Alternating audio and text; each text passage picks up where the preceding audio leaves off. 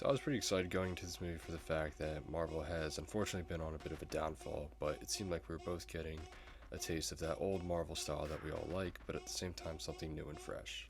And I think Thunderbolts definitely follows through on that in the fact that it's definitely a much more story and character driven film, and is less so reliant on big action set pieces. The film has really sharp direction from Jake Schreier as he handles the more emotional moments very well, but then also really follows through on more like hand-to-hand combat action that we all really like to see in Marvel.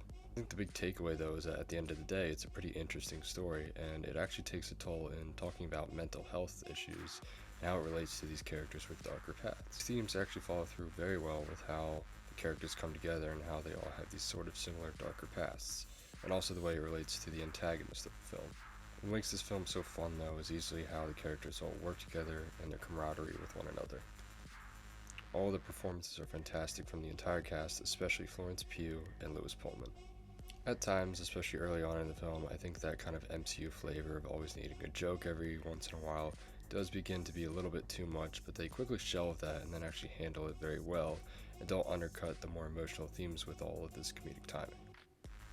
The film has heart, humor, empathy, and action, and it all works very well with how great all the characters work with one another.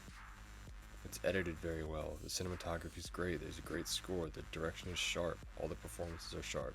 This definitely feels more of that kind of like indie drama feel that you don't really expect with a Marvel movie.